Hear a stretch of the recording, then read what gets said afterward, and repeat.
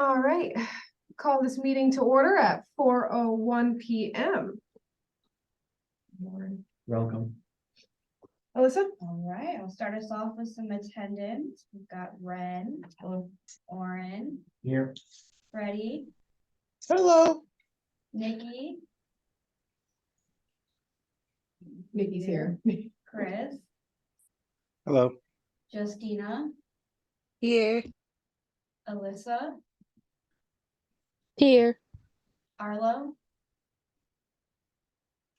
Arlo is here having some hearing problems. okay, Jeremy, Yeah, unexcused. and then last we have Dennis, because the other two. The other, you did call Alyssa, right? Yes. Yes, you did call Alyssa. Mhm. And Dennis is also unexcused. I don't have to worry about the other two. Nope. Yeah. Okay. Anthony is no longer a member, so you can remove him. And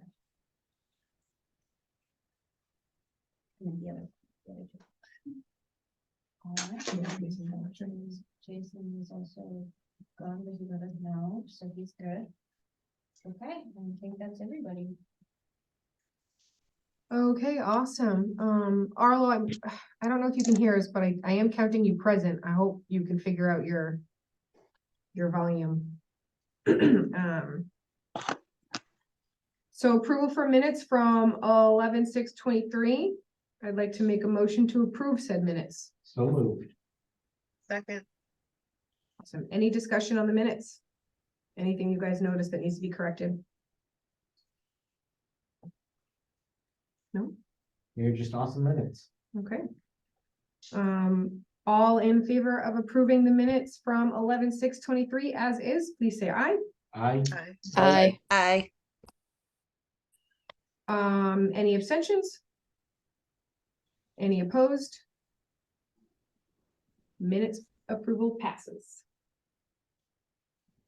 All right, let's move right on to internal reports. Oren, Constitution Committee. All right, this might take a bit, so I'm gonna try and go through this fast. This one not too bad, but the next one absolutely will be. So we did our vice chair vote. We were missing 2 members, so we couldn't postpone this long enough. Brady Ramos is now the vice chair he was appointed by Ren. And he accepted the nomination, so there was no opposition by anyone present. So let's give a hand for Freddie for being the vice chair of Constitution Committee. Yay, Freddie. Congrats, I had no idea. He didn't tell you? Jesus. I figured one of you guys would tell her. We were leaving it for you. So as for new business, we have an update on the project we took on earlier, which is to look at reducing the number of seats on the SGA. So after some research, I found that we are the second smallest SGA in the Commonwealth of Massachusetts. The only smaller SGA is 12 seats. Everyone else is either 18 seats, they don't define the number of seats, or they have way more. Do not ask me who it was that had less, because I do not remember. There is so much going on in there and so many moving parts. I do not remember. So but that's really unimportant. So if we were to make this move, the number of seats that we would have would be no less than the number of SGA seats that are currently filled. And here's where we need some discussion. We're not sure if there really is a desire to reduce the size of the SGA. So we made a motion to have it discussed at this meeting, which obviously passed unanimously. And that is why we are here today, talking about this. Do we want to reduce the size of the SGA? And if so, by how much?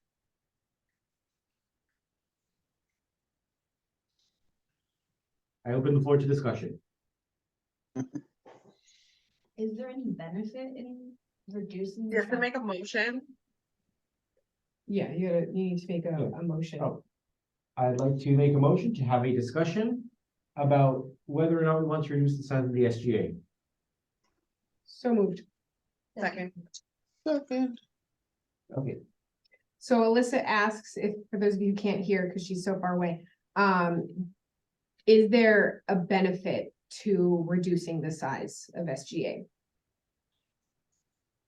So so here's what it comes down to. We have not had a full SGA since, Kathy, please tell me if I remember it's correctly, either 2013 or 14, when you were on the SGA, right? Yeah, I think it was probably either 2013, 2014, or 2014, 2015. The last time we had a full SGA. So what that means for us right now with the limited running that we have is you get on the ballot and you are guaranteed a spot. And that just makes for unexciting elections. You know, it's a good sign we have a lot of involvement, and you're not guaranteed to have a vote to be a voting member of the SGA. So there is that argument. The question is, do we want to reduce the size of the number of seats, reduce supply, and while keeping the demand at the same level, so to speak, in terms of economics? Do we want to try and make these elections exciting, interesting? Obviously, if you don't get a voting member, you can still join the SGA as a non-voting member. But we are not sure if there is a desire for that. That's why we're discussing that. I hope I answered the question and not just going in circles. Yes, Chris? Oh, I was gonna raise the hand with the other thing. So as far as how many students we have enrolled compared to how big our SGA is, because when you think about it, we're representing the student body, and I feel like if we're 3,500 students and if we're only like limited, it almost kind of feels like how much percent are we really representing? I almost feel like that's kind of what I want to look into more or kind of get more feedback on, is if we have 3,500 students and only 6 people on the SGA, that really feels, I don't know how many students we have. I'm just throwing numbers out there, sorry. But that's just kind of what I was wondering, if we have any information on that.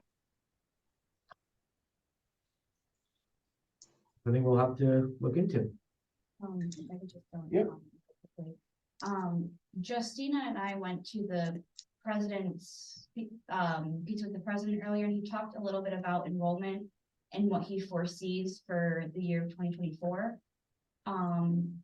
Not throwing out the percentages that he threw out, because he said that was kind of unofficially his prediction, but it is suspected to go up almost double of what it went up from fall of last year to fall of this year. So there's a lot of expected enrollment for the spring, and to reduce the SGA right before the end of this semester and then rolling into the next semester, I think might be a little bit too preemptive, especially because we don't know what the new semester is going to bring. And Right. just piggybacking off of what Chris said about representation and the proportion of it. I'm not entirely sure. I think it might be something that we need to look into more and not vote on right away. Right. Nikki, I'm gonna call on you, but I just wanna make sure everybody could hear what Alyssa said. She was talking about how the president is predicting, or at least the school is predicting, a double bump in, students coming in the spring semester. And Alyssa feels that minimizing our current SGA right before something like that is possible to happen would be a preemptive strike and might hurt us in the long run. But go ahead, Nikki. I saw your hand first. I kind of feel the same way. I'm concerned that if we reduce the size, there could potentially be one proportion of representation that doesn't represent the entire school. You could have either all Dillon Williams students, all student, or all say student parents. Our current SGA as it stands is very diverse for many different reasons. And I think that if you reduce the size for competition, it'll turn more into a popularity contest than it will so much a fair representation of all the students. Thank you. Thank you. Thank you. Kathy? So I was just I'm trying to pull up the data on how many we had. So I did just pull up 2015, 2016, and there were only 11 members. So I know Oren said that we are the second smallest from all of the community colleges in Mass, but the issue is, are they at full capacity? In talking with all of the other advisors, most of them only have a handful of students. They're nowhere near full capacity, as far as on their SGA. And I don't know, so our current enrollment, and I don't see this all the time because Jason sees this, he gets a weekly report, I do not. But based on the last report I pulled, we are less than 3,000 students. And prior to COVID, we were closer to 3,500. So just saying that, I don't think I can pretty much guarantee we're not going to gain 500 students in the double the increase from last fall to this fall is probably going to give us maybe a few hundred additional students. And again, those are ballpark figures because I don't see those numbers. I could spend some time and look for those numbers, but I don't know what they are off the top of my head. But that's just for your own benefit. And if you want, I can go back and pull the SGA lists from like everything from 2013, 14 up till now to see how many we've had each year, to see what that looks like as far as how many people we've had running and sitting on the SGA. Do you guys want me to do that? I see a couple nods. Okay, I will do that while you continue a discussion. Beautiful. Then I will move on to Freddie.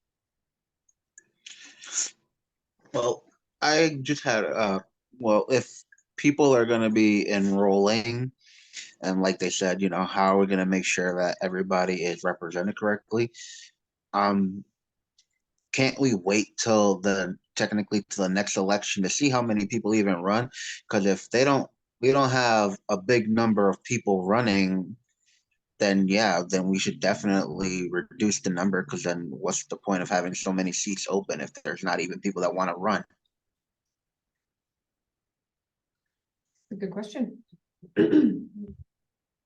Nikki. I think a bigger issue that we also need to address is once people are elected, why are we not retaining the members that are running? We tend to have a lot of fall off once all these people want to run. They do run, get through the whole election process, and then we have tons every semester, a lot of drop off for people that say, I don't want to run SGA or just don't come. And I think we really need to examine why that's happening.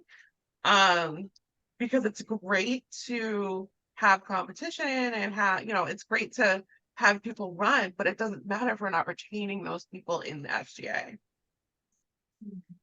That is another really good point. Alyssa.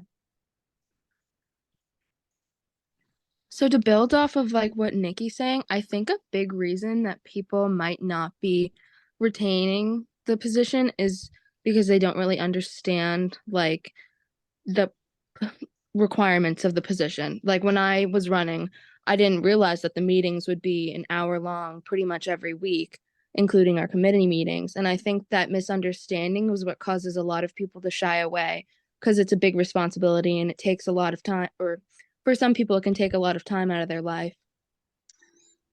Yeah, that's a really great point.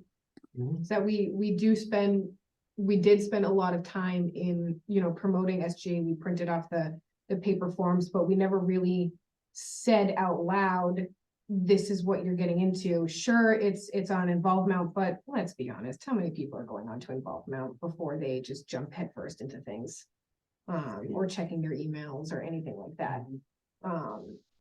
So we can definitely, the next time we promote elections, definitely have a more focus on actually verbalizing those requirements. Yeah.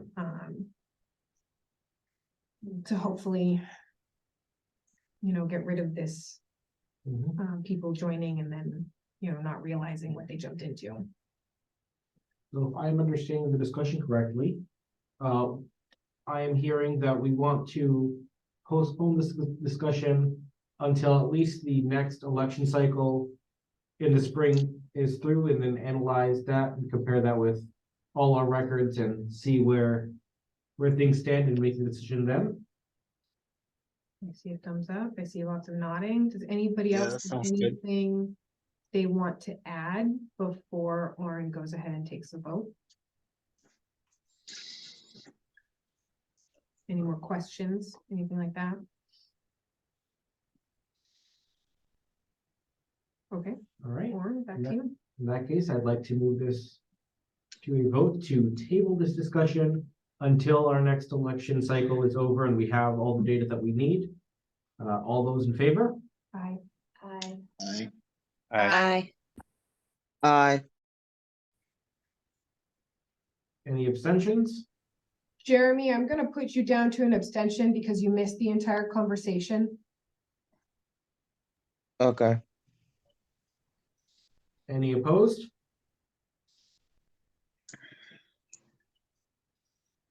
All right, if my calculations are correct, that should be pretty close to unanimous. Then I'm just gonna wrap this up really fast. So we're unsure, 100% about the next steps for the amended bylaws. Where we go to actually put in the change, if we have to go through Kathy, like, hey, Kathy, could you type this up for us and put it in the Constitution, something like that? So next chance that we get, probably gonna be next week when Kathy's in. We'll check in with Kathy on that. And that also ties into my next announcement, is that there's a possibility that the Constitution Committee will dive into the Constitution and possibly reword it to make it clearer, because it seemed at times, as we were reading it over the past 2 weeks, there are a lot of points where you could ask questions. It's written well enough that you have a general understanding. And if you go in depth, there's a lot of questions, and that there's a possibility that that may happen. We don't know if that's gonna happen, but just making that statement that it may happen. Are there any other questions for all my notes about Constitution Committee? All right. There we go. I'll turn it over to you. All right, let's move on to Ways and Means. Nikki, wait, Orin is talking about possibilities. I don't have anything. Yes, Just the- Nikki, was that a question that you posted in the chat? You're asking for No, clarification? No. Arlo just said that reiterating? they couldn't hear us and I was letting Orin know, I was letting Arlo know what was going on. Okay, cool. And no, I don't have anything for Ways and Means. Okay, Thanks. beautiful. Justina, student trustee. Nothing new to report there. Our next meeting isn't for next month Excellent. or in January. I gotta find out. Student advisory council, I actually missed our last, it was more like a mini meeting, because I was sick. They had like an in-person luncheon and everything. Justina, were you able to go into that little Zoom they had after the lunch? It wasn't a legitimate meeting. It was kind of like a networking, kind of get to know each other thing, so. And we, I have not received an email about our next meeting, have you? No. So nothing to report. Student body liaison, Justina. I do have stuff to I report. know you do. So let's see. First was the elevator during the emergency. Wasn't a big emergency, but when the fire alarms went off the other morning, there was one person being carried down the stairs by the police officer, and unbeknownst to the officer, there was a second person that needed to be taken out, so they used the elevator, which obviously we know is a big issue. So I went to talk to the campus police, and I was told to send them an email with my questions, and that they would forward it to Melissa Croto. So now that's where we're at, but she's on vacation. So she will get back to me sometime next week. That was the first one. And then today, while I was sitting in pizza with the president, a lot of students were like saying things that they had issues with, and it was different students that don't normally speak up or say stuff, so I thought that was kind of nice.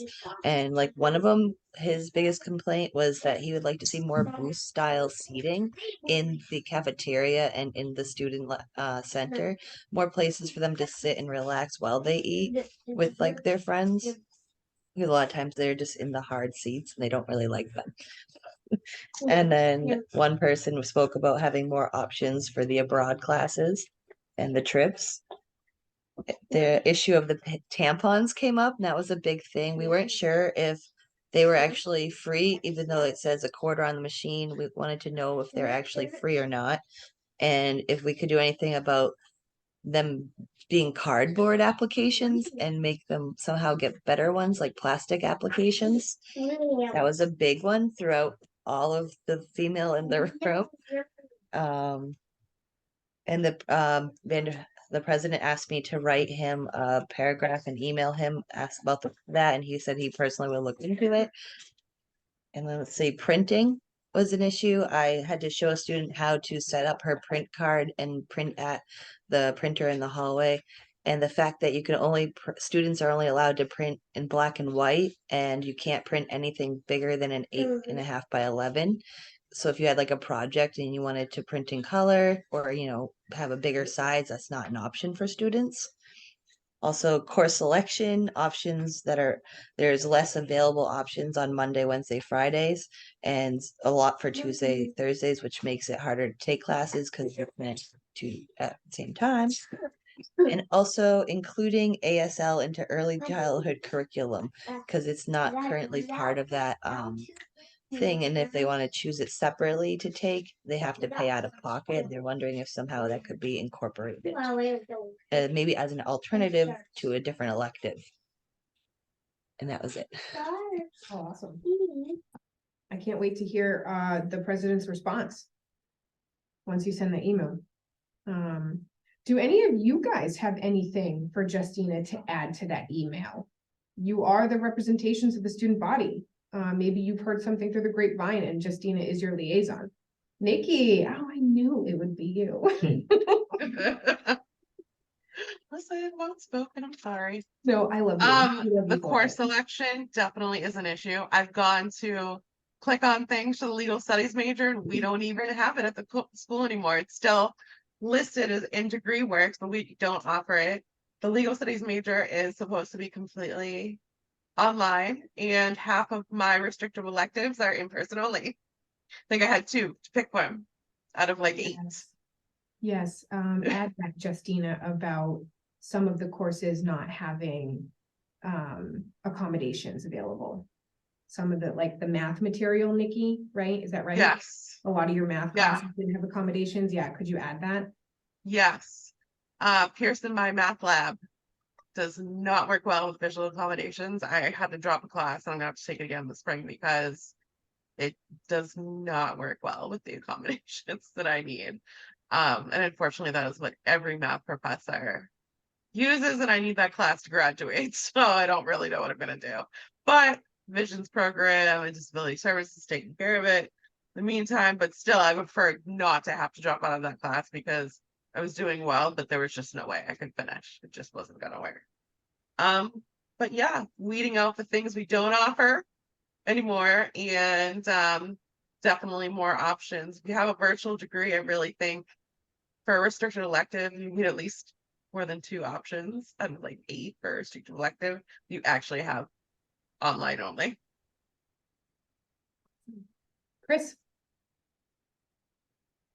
I'm the opposite of Nikki, and that's kind of my issue is many classes I try to take are only available online. So even this semester, I have one online class that I was forced to take because every semester it's only available there, and there's only one instructor that teaches it.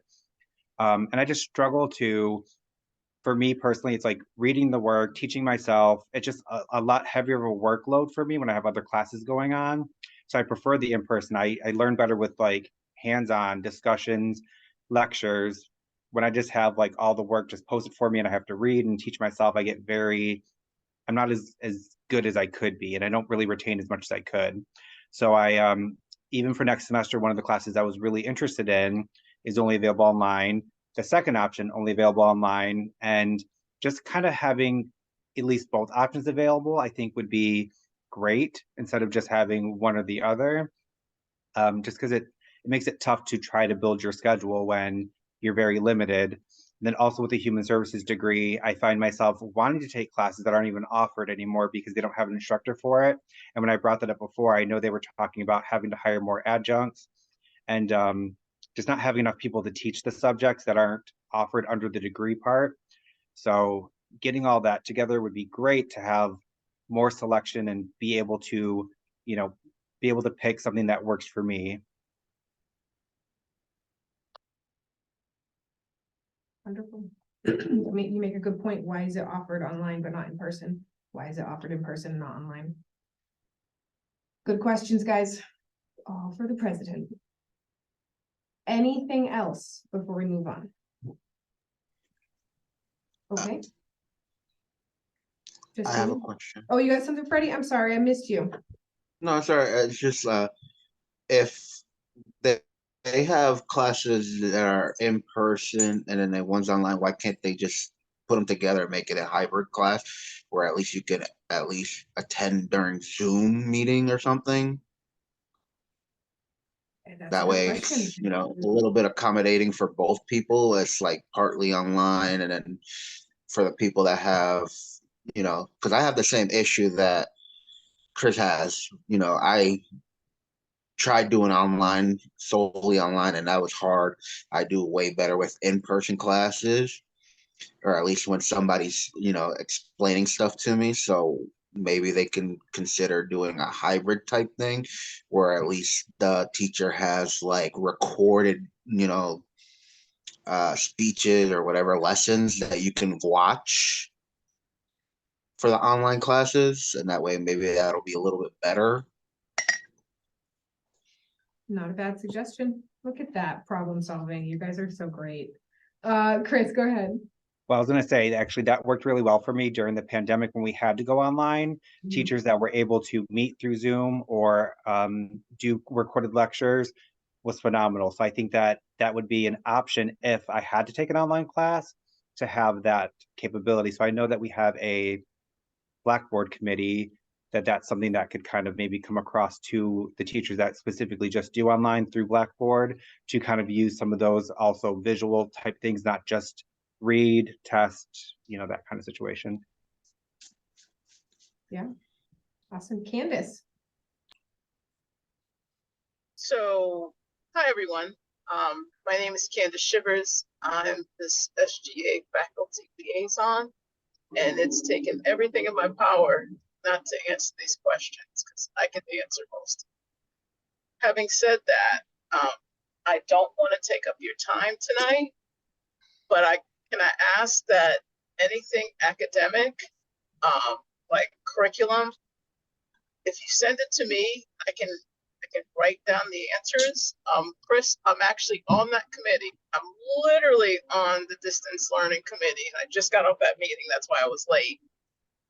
So I can answer some of these questions, but also sort of put it in the faculty sort of queue to start thinking about that stuff. If it's okay with you all, like I don't want to take your power away, but I'm happy to sort of explain, but also advocate for you all. Just let me know.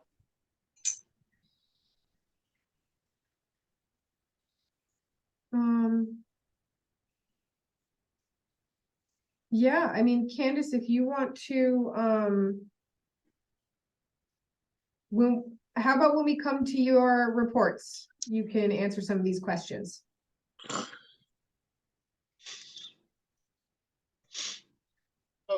Okay. Sound good? Okay. All right, where was I? Sorry, guys. Yes, so Justina, you have your list that you're gonna email some things out. Wonderful. And then on to Academic Senate, Oren. Yay, it's my show again. This is another decently long list. I'll try and go through this as fast as possible for our open meeting on the 13th. So the ISO committee came on and reported on their progress over the past few weeks. Basically, it comes down to ownership of, I believe, the classes is going to be sort of at the department level going up. Document retention will be important for them. Basically, if someone was to disappear for any reason, whether it be benign or they just got into a massive accident and are now in the emergency room for the rest of the year, or somewhere in between, we want to be able to have access to the documents so that, you know, we can still run the class. So that's that's essentially what the ISLO committee wanted to say. Professional development funding, there was a lot of questions about money.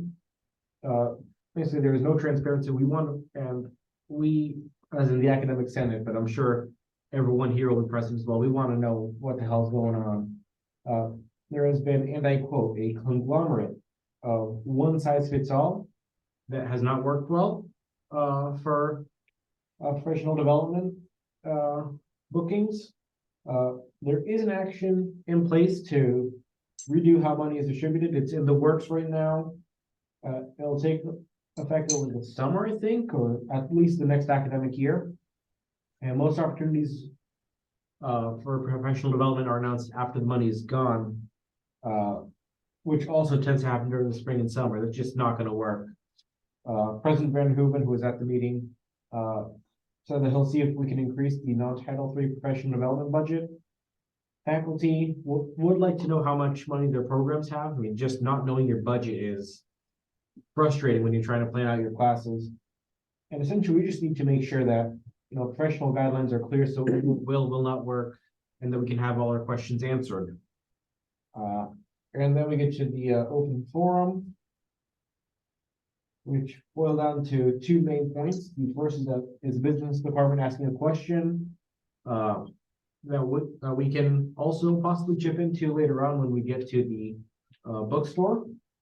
When we have the new bookstore contract, could we work with them and have students partner into the bookstore as, you know, part of the business major or something like that? Would that tie to Title III? Could students be paid for that work? And how would that work? So that was something that was brought up. I think that'll be an awesome endeavor to really tie into, you know, experience-based learning, you know, give students the chance to manage the bookstore or assist in the management, obviously, and that would be a great low impact, low risk way of getting your feet wet. Then the rest of most of the time of this meeting was spent talking about emails. Obviously, I'm sure we've all had experiences where we send an email to someone and we haven't heard from them for 2 months. So that was the big one. It was a lot of questions. There were a lot of questions and a lot of agreement on a lot of things. But essentially, everyone wants to respond quickly. Sometimes life happens. So it happens that people can't always respond super fast. 24 hours is a number I've heard, but it is an arbitrary number. And obviously, a one-size-fits-all solution will not work.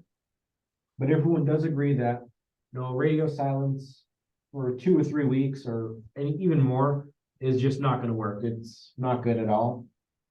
A general guideline may be a reasonable solution, but context is important. In-person and online environments are very different, as I'm sure everyone here knows. The volumes of emails could also be affecting reply times. You know, you're getting swarmed with 500 emails. You're not going to get to them all the same day, especially if that is a Friday evening. I'm sorry, but Friday evening you send 500 emails at me, I'm probably not getting to you until Monday. An email policy for each professor could be put on the syllabus. That would be a good idea. There would be no official policy, but it would still outline what's needed. And additionally, the two email systems is just really frustrating and confusing because staff have their own email, students have their own email.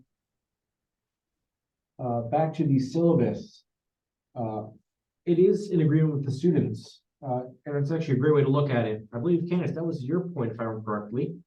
Yeah, it's an agreement with the students, and it is a legally binding contract. It actually has been proven in a court of law. I actually remember that is something I remember from the meeting because it was really cool. So thank you for that.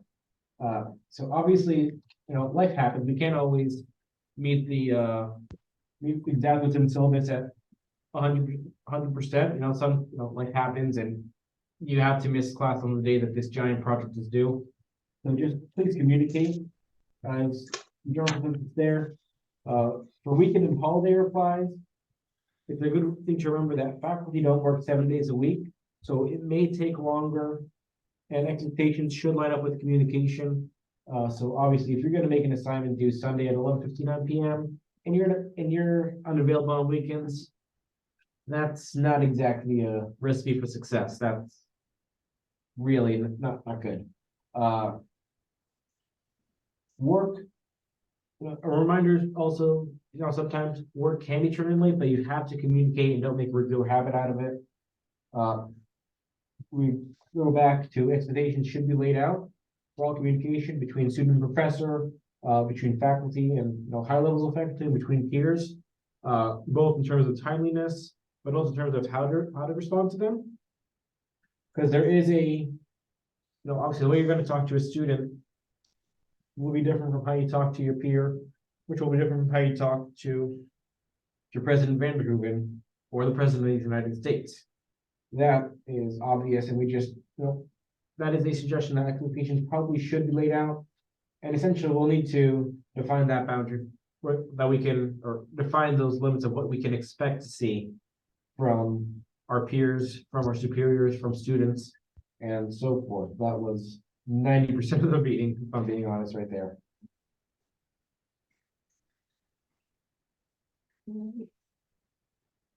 Any questions for Oren? Candace, do you still have your hand raised from earlier, or did you have something new? Early, I'm driving, so I couldn't see it. So let me take it down. No, totally fine. I just didn't want to ignore you. Okay, I don't see any other questions, so. Arlonius, Student Success Committee. I have nothing to report. Yes. Nikki, Academic Environment and Technologies. We don't meet till December. Beautiful. Ready, Ed, Alyssa? Nothing to report as of right now. Okay. All College Forum, we did have a meeting. And I am disappointed to say that it was pretty atrocious to sit in on. And I'm a little disappointed in the interactions that happened during the meeting. Nothing was solved. No conversations ended correctly or at all. The one positive thing that came out of that was President Van der Hooven's speech about being kind to each other and being respectful, listening to listen, not to respond, those sort of things. But then when the Title III money came up, it was chaotic, and we didn't even get to finish going through the PowerPoint from that. There was a lot of argument back and forth about the money. By the end of it, I was more confused and didn't know what it was at all. Candace did send me an email, which I have yet to actually look at, that does explain Title III. Basically, it's $2.5 million that the school is getting supposedly for development. Hopefully at the next meeting, they will be able to discuss it in a more appropriate manner and figure out what they're going to do with that. And I hope that the next time I report, I will have a more positive report for you all. But unfortunately, not today. So we'll move on to the marketing committee with Justina.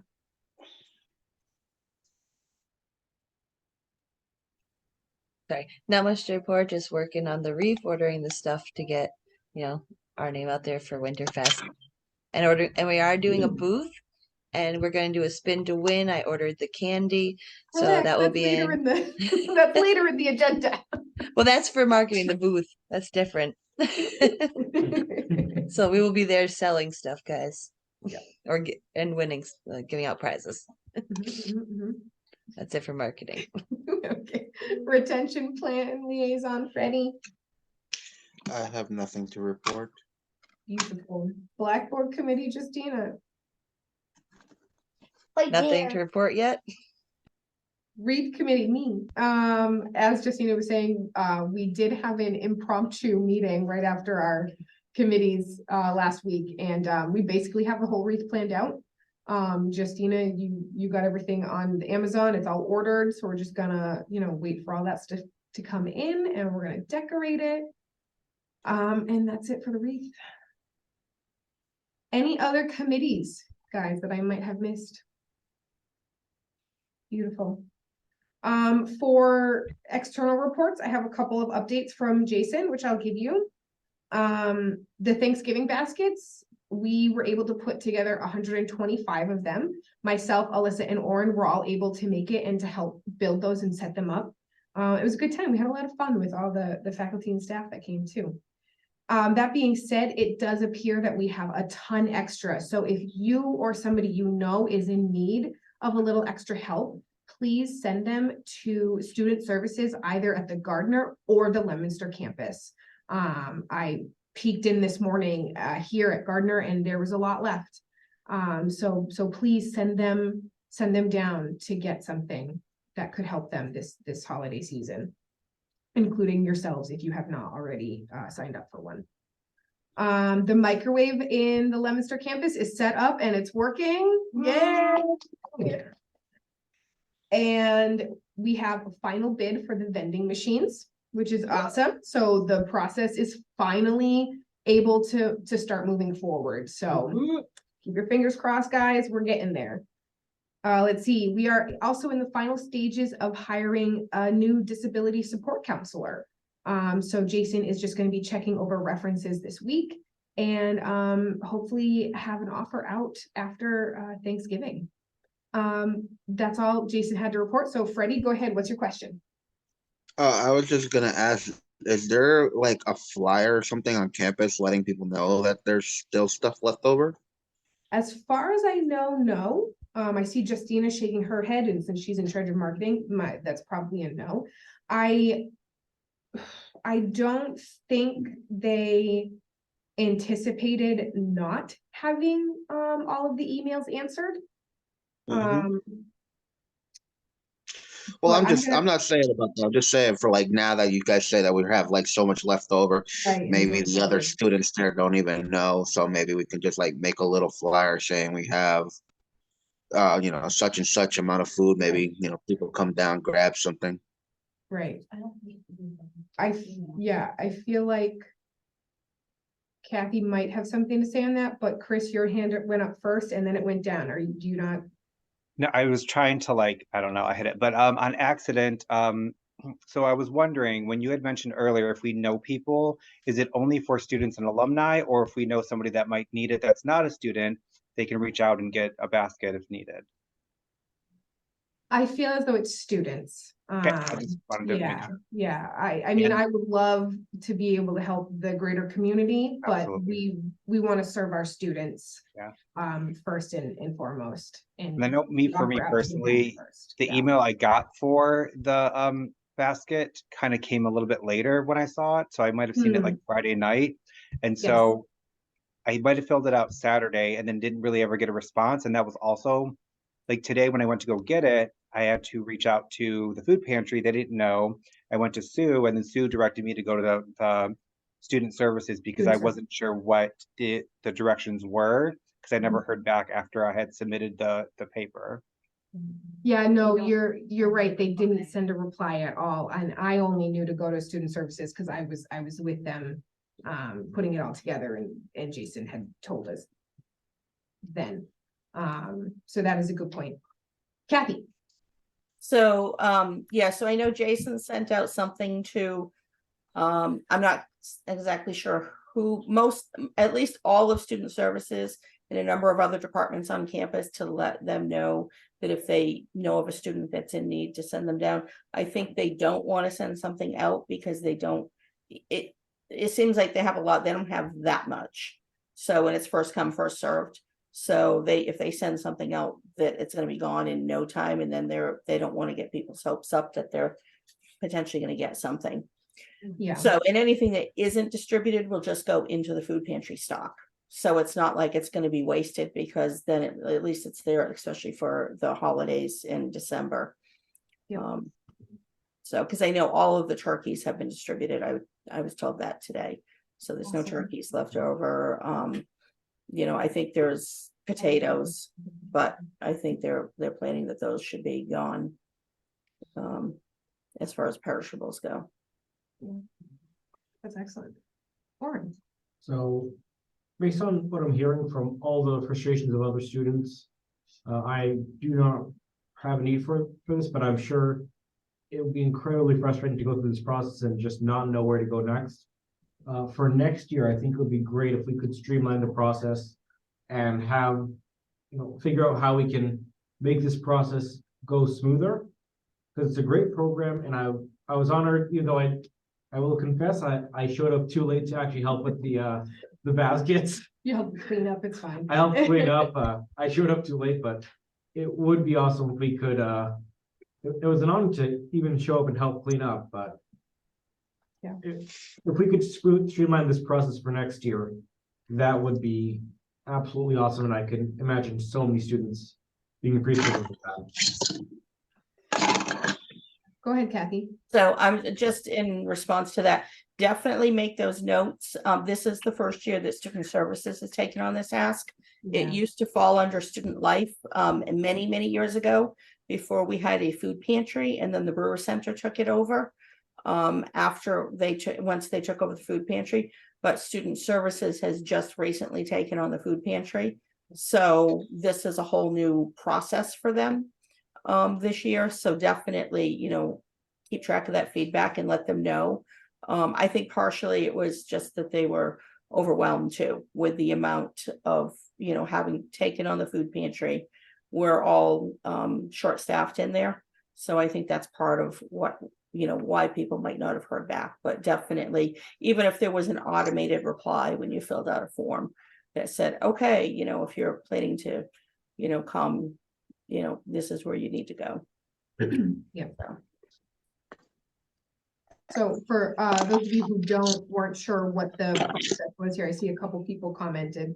What they did was they sent out X amount of emails to frequent or recent food pantry users.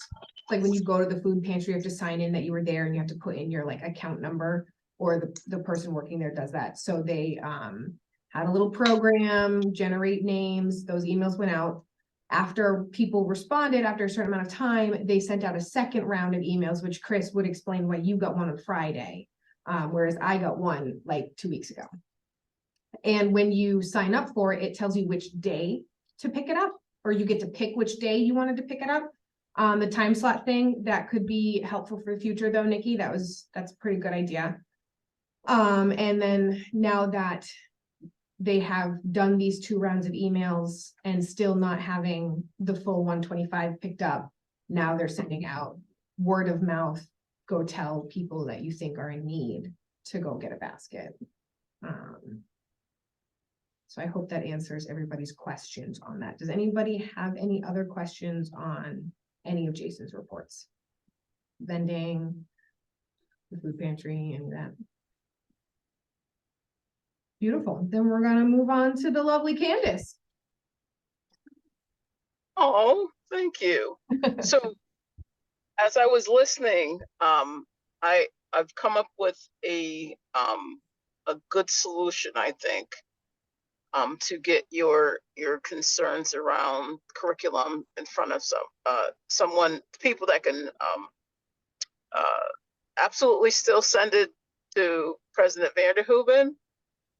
But anything that's curriculum or academic affairs, you actually probably want to talk to the department chairs or curriculum.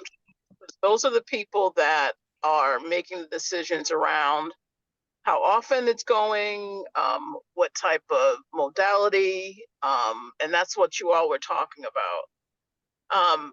I'm happy to connect someone. I think they meet once a month.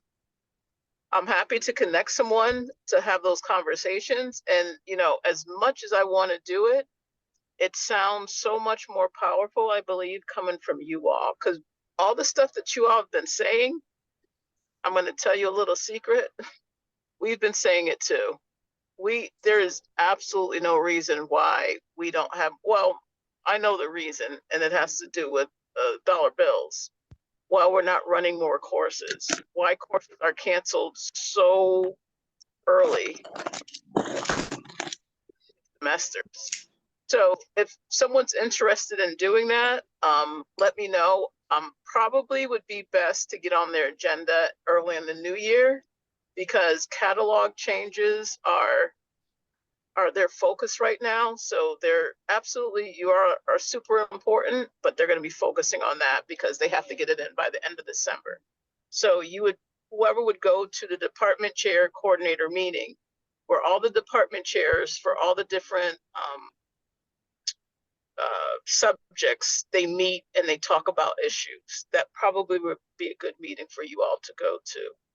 I'm happy to sort of facilitate that. I know you all want to know this. The faculty and professional staff are getting their pay. They're getting their retro pay. It's not coming from the state of Massachusetts. The colleges are actually going to foot the bill and then hopefully get reimbursed. So that is sort of over a little bit. So I did want to bring that to conclusion. I think that's it for me. I'll sit for any questions because I'm driving. Anyone have any questions for Candace? Yep. Oh, Oren, go ahead. So do we know, or do you know when the department chairs usually have their meeting? Or is there a schedule, or is it whenever they send out an email, it's like, hey, we're gonna meet on this day? And when would that, do we know? Or do you know? So I can find that out for you. I think there's probably going to be possibly one more meeting in December. It's on the master schedule, but I'll be honest with you. When I stopped being department chair, I said, thank goodness that's one less meeting I have to go to. So I have no clue when it is, but I can find that out. And they actually have the spring semester already planned also. So I can send those to you. Who you want me to send it to? You want me to send it to Oren? Yeah. If it works with my schedule, I'll be more than happy to volunteer for that and be the student liaison. So this is going to be crazy and wild. Can you send me an email just so I have your proper email as well as reminded to get that to you? But I can absolutely get that to you. I'm going to reach out to Lori Bucapinti, who I believe is the senior dean, and she's sort of is at those meetings, just to give her a heads up that she'll be contacting her to possibly come to a meeting. Yep. Yeah. And then Oren, if you just want to forward that information to me, I can forward it to the rest of the gang. Yep. So if they wish to join in, they can. All right, I will do that after the meeting because there's a lot going on here. All right. Any more questions before we move on? Okay. For old business, I went over the nighttime food options with the vending. And then for the painting project, I did email Glenn Fox about it. I did receive a response that they would be interested in hearing more about our project. I invited them to this meeting. Unfortunately, they have not responded back to me since. I will reach out again after the holiday in hopes that they will attend maybe our next meeting or the meeting after that. So that we can hopefully maybe do the painting project in the spring. It'd be exciting. For the Winterfest fundraiser, as Justina was saying, we have this lovely spinning wheel that you win different prizes on. What did we charge? It was Cats that did it last time, a couple fundraisers ago. Do we do $1 a spin? Is that what we did? So sounds like a fun idea. I will also say the Brewer Center, somebody donated baby blankets to them. And Shelley approached me today about student government selling them for the student relief fund. So let's start talking about that. I'm gonna make a motion to approve of us using the spinner for our Winterfest fundraiser. So moved. Second. Cool. Conversation on that. How do we feel about the $1 a spin? Do we want to stick with that? Do you want to? Can I die? Inflation, I- do $2? Or Oh, can I feel like a die? dollar is good. Mom, What'd you say, can I Justina? die in the I feel like a dollar is good. $2 good. Mom, Yeah, I if die you're in the should be like 50, 100, die. right? 2,000, something like Then that. I gotta wee shit in the. $1 good. Okay, and then do we, as student government, want any funds raised to go to student relief or to go back into student government funds? That's the big question. How do you guys feel about that?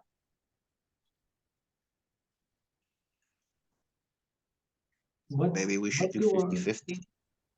50-50? what does our bank account look like? We got money. You got money? We got money. Nikki's nodding. We got lots of money. All right. I'd say we donate it all. We have money. Well, it looks like we have tons of money. However, that's to pay for stuff that like programming and stuff. So although it looks like we have a ton of money, I think Kathy last time we talked was about 3-4 grand that we actually had. Yeah, I mean, we're spending like $50 on the wheel, like for the candy and stuff. It's not much. I think we can donate the $50+ that we'll make in return. all right, so we got one for 50-50. We got one for all to the relief fund. I gotta make another motion for this. Well, hold on. A motion I within a motion. withdraw my statement. If we got money, then don't worry about it. Motionception. All right, then I make a motion that all the funds raised from our fundraiser will be donated to the student relief fund. So I moved. second. Beautiful. Justine was like, I'm ready. All in favor of donating all funds raised to the student relief fund, say aye. Ah, Aye. All opposed Aye. and any abstentions? Okay, one opposed and 1, 2, 3, 4, 5, 6, 7, 8, 4. Motion does pass. So all of our funds will be going to the student relief fund, all of our fundraising. Beautiful. And then Justina, you said we were getting candy and miscellaneous knick-knacky prize kind of things, or just candy? also, Kathy has some gift cards for us to use. Movie tickets. Oh, Movie tickets. Yeah, Yes. that's a good So one. that people can also win them. Kathy's So- raised her hand. Yeah, so we have a bunch of things. Justina's starting to go through them all. So like I had picked up, and I donated, last week, some big, like 26 ounce. Oh, what's that me? What's that my? They were like 69 Blacker. cents. They were marked down. They were 90% off. So I think I bought 15 of those. So I was kind of thinking you could use them for that. I do have Gardner Cinema movie tickets. The CAF is donating three $20 gift cards to the CAF. So, you know, and so we're trying to divvy up between the two fundraisers in SGA where these things are going. So there's a number of things available. What you guys can be using. That sounds awesome to me. How do you guys, what, thumbs up, thumbs down? How are we feeling? Getting some thumbs up? And I took the spinning wheel home. I'm gonna decorate it, make it Nice. all winter festy. Nice. I have to say, Justina, when you decorate things, they do look really, really nice. Posters, spinning wheel, it's gonna look awesome. It's gonna be blingy. I got So glitter. which day or days do we want to do this? We got 3 days. I think we Tuesday, signed up Thursday. already. Oh, did you already sign it up? I think when we did our event proposal, we had to sign up. Well, I just put you in, if you guys need to change the days, I put you in for the 3 days, but if you guys, you know, figure out how often you can be there, who can cover, and that's when you'll be there. I will tell you right now, Wednesday is the biggest day. Most clubs that are participating on Wednesday. Yeah. If they're only doing one day, they've chosen Wednesday. So Wednesday is gonna be a pretty busy day. So if we Um, don't do Wednesday, that's fine because Tuesday and Thursday could always use some love too. yeah, Wednesday is the but I only day mean, I'll we've be got on things campus. both Tuesday, Thursday also, but I'm just saying, Wednesday is gonna be a super busy day. Yeah. So it just depends on who, as long as you guys can cover the time, because we've got pretty much 2 cats tables going, plus, there's some crafts that cats will be overseeing, so they'll be busy with that. We need people to sell tickets. I think Sarah Savoy is trying to handle that primarily with employees. We normally always used to have students do that, but it's just been too hard to get students to be able to do that, especially where we're having clubs do tables. So Yeah. I'm leaving ticket sales to employees. So whenever SGA can man their table, then that's when you can be there. But it'd be nice if we know in advance, because we're trying to make up like a master, Right. so people know Layout. different events are, when the different tables will be there. Sounds like another spreadsheet, Brandon. Yeah, but let's take a general consensus. Who, just like raise your hand on the screen or whatever, who would be available to do Tuesday? Just, you're every day. You don't even need to raise your hand. Well, I do have class on Tuesday and Thursday. That's right, that's right. All right, so about 4 of us, okay. Wednesday availability, who would have availability Wednesday? 5-ish, okay, all right. Who would have availability Thursday? Yeah, it looks like Thursday is our least strong day, but that doesn't mean we can't do it. And yeah, Nikki, I know you'll be there all day on Wednesday, already covering 2 days, so like 2 tables, so like, nah, you're out. Chris, go ahead. No, I just was wondering if it was going to run through the whole time from 9 to 6 Tuesday, Wednesday for the table, or was there specific times like 10 to 3 or because I could be there earlier in the day for all 3 days. I could do like a 9 to 11 instead of classes on those days. Yeah, so why don't we go ahead and do a spreadsheet just for all 3 days? We can Not- decide as we get closer. And we'll let's, if we can all get, if I can make a spreadsheet this weekend and have everybody, and I will just nag y'all until you fill in your slots. Hopefully by like mid next week. And then we can all take a look and figure out what days/times that we think would work, so that when we have our next meeting, we can actually, our Yeah. next meeting would be after Winterfest. Yeah, so that'll be on our So, off week yeah, meeting. Never mind on that. No, your next Um, meeting is the night before Winterfest. Our next meeting is the night before, okay. We can still discuss at the off week. Our next full meeting? Yeah, if we Your can next talk- full try to meeting. discuss next Monday when we're all in Committee. committees. Yeah, we can do that. So I will make a spreadsheet tomorrow day, because I don't have a meeting with Caddy. So instead of my meeting with Caddy, I'll make a spreadsheet. There we go. And I will send it out to you by tomorrow night. Nikki, if you don't have a spreadsheet from me tomorrow night, you know what to do. Nag me until you get one. Oh, I thought you were gonna say just make one. Oh yeah, you do. You totally just make one. You do love your spreadsheets. I do. You law too. major, you. I like at home too. So we will, we'll pick a day a week from today when we meet in small committees. So when we do have small committees, do your committee stuff, and then everybody can go into, will go into, the virtual office, the SGA virtual office. So the Constitution people will come and join the Ways and Means after we're done. Does that sound like a plan for everybody? We'll get that locked in. And then any more questions or comments on the fundraiser so far? You guys feel pretty confident with what we're doing and everything?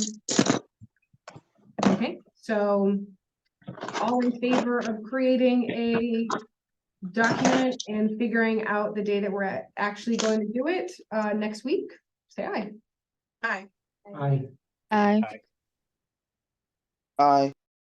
Okay, any opposed? Any abstentions? Motion passes. And business, I think. new business, yep, so yes, new business. Yeah. It was brought to my attention from a parent who's picking up a child. That it's Lauren's mom. That the lighting in the parking lot it's not very bright. And they are, as a parent, rightfully concerned, especially in lieu of, current events that have been happening. Yeah, at the time it was mentioned, it was completely shut off. It was brought on later on at 6:30. But between 6 and 6:30, there was no lighting in the parking lot. It was pitch black.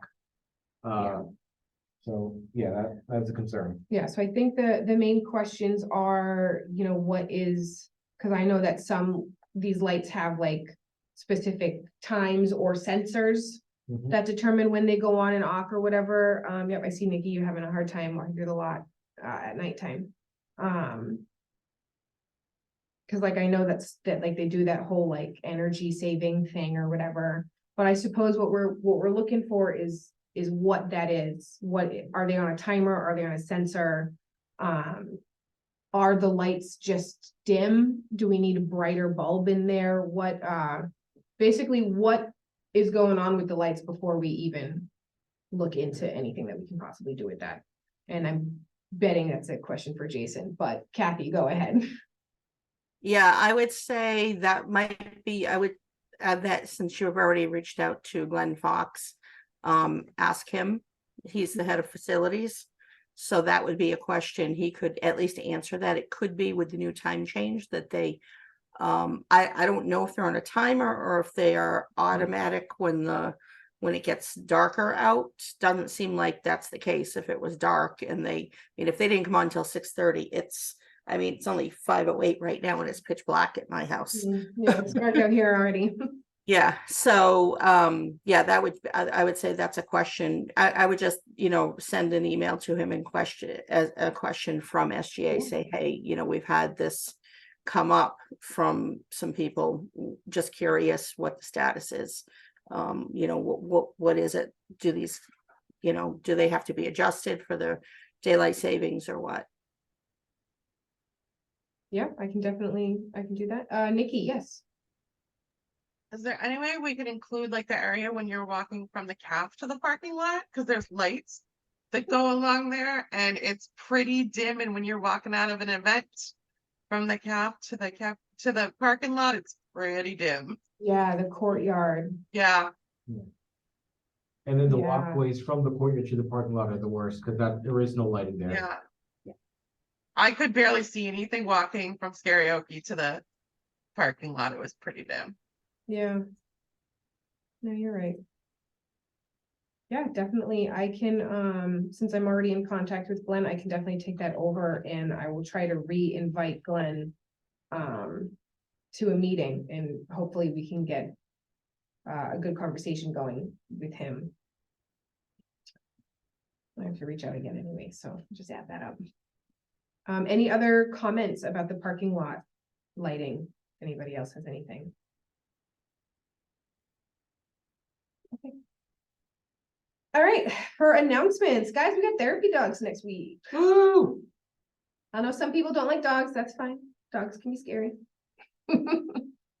But for those of you who love dogs, make sure to join us in the student center on the 27th. 12:30 to 1:30, I believe, is timing. And come pet some doggies. Academic center. Yeah. Another reminder is that committee meetings are now mandatory, guys. So remember, we meet every single Monday. The only thing that changes is the location. Like today, we're here on Zoom, but in a week, we're gonna be on Kumo Space. Okay? And remember that if you do have to miss a meeting, please email your chair. So for this meeting, that's me, I'm the president. But for Constitution, it's Orin. Orin is the chair. And for Ways and Means, it's Nikki. Nikki is the chair. So make sure you contact your chair to let them know something came up, you're unavailable, can't make it. Nikki did just put her email into the chat if you need it. I will put mine as well. You can also find it in the bi-weekly emails that I send you guys with the agenda, and also the emails that Alyssa sends with the minutes, because everybody is included in those emails. I also email my constituents I believe I did that last week, so I'm starting to do that. I really like that, so. So just remember to shoot out an email, and like we get it that life happens, like something comes up. You can email us the day later. That's fine. You can email me 2 days later. That's fine. Just as long as I know you're still alive. Like, same thing with these guys. Just let them know, sorry, I missed the meeting. Stuff came up. Life happens.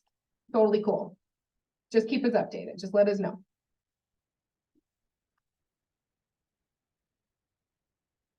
All right. Next committee meeting, 11/27 at 4 p.m. Yep. Kumo Space. Next SGA meeting, 12/4, Zoom. Anybody have any other questions, comments, or concerns before we sign off? Oh, let's get the hell out. Let's finish up. Okay, then I call this meeting to adjourn at 5:13 p.m. Thank you, everybody, for coming. Awesome conversation.